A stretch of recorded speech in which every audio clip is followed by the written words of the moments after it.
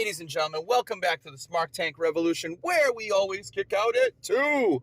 I am your solo host today, the incredulous Joey Business, and I have just made the trek from Rhode Island Comic-Con, where I will not say had the pleasure, but I was able to cross paths with wrestling's most nefarious in-ring performer since the age of Roddy Piper, Mr. Maxwell Jacob Friedman. You might know him as a surname MJF.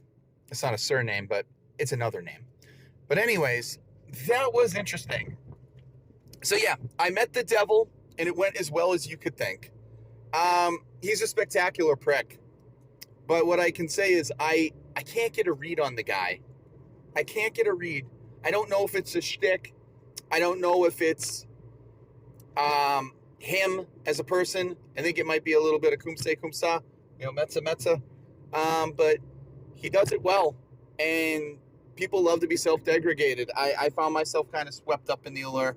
It's a little funny, too, because, I brought our illustrious Bret Hart Seal of Approval SmarkTank Revolution Television Championship belt, the STR Championship, which it is on a shit brown strap, which, Donnie, we need to fix that. But I brought it, and all I wanted him to do was Mr. Friedman was hold the belt.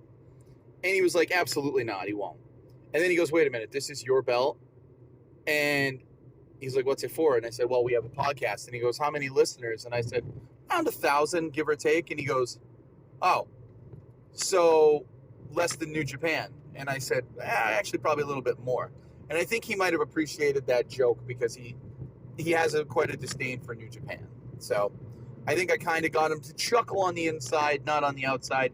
The man's unshakable, though. I will say this. He's the most unshakable character in kayfabe since Mark Calloway is The Undertaker. It's just, you can't rattle the dude. That's what makes him so hard to read. He's really good at his craft. But anyways, he goes, oh yeah. And then he goes, this is your belt.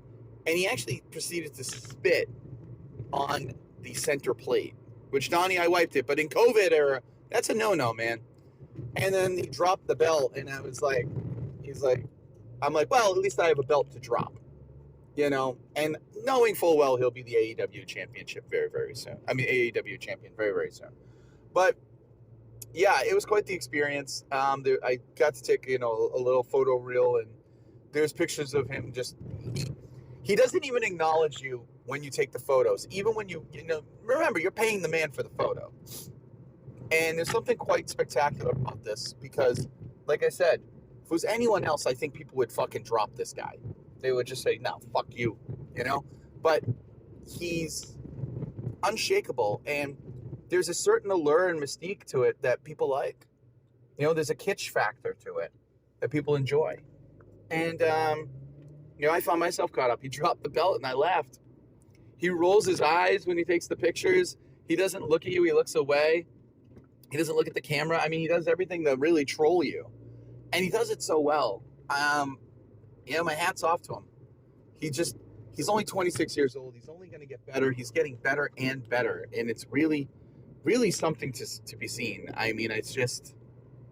It's quite special. And I wanted to do just like a quick little recap of my encounter with MJF because this is the hottest I've seen anybody in a long, long time. And he's only going to get white hot. Once he hits the belt, he's going to be out of the stratosphere. And people, if you didn't get to see him at Rhode Island Comic-Con or you haven't seen him at an earlier Comic-Con, well, then pack your wallet because it's going to be a lot harder because he's going to only be up more in demand. But I will say this. He asked my friend Billy Ng, who is not I don't know if he's ever heard this show, but he asked him, is that your friend? And he said, what was the podcast he was trying to get me to do? Max, if you ever listen, if you ever want good listening, I didn't fucking ask you to be on the podcast. I said, hold my belt. That's all I said. I didn't want you on the podcast. So I could tell right there I piqued your interest. The fact that you even asked him after the photo op, the fact that you asked my friend after I was already way out of your orbit and long gone, you still asked about the podcast. Now, it could be because you are a perennial media whore and you love all the attention, or it could be you're genuinely interested. I didn't fucking ask you, but I wouldn't say no to you being on here. That's for damn sure. I know what MJF brings to the table. And everyone in the world, in the wrestling world, will know it soon too. And anyone who doubted you is going to eat their hats because you are something special. You are a generational talent. You might even be more. And with that being said, it was an experience, folks. If you have thick skin and a sense of humor, I highly suggest you do it yourself. Take care.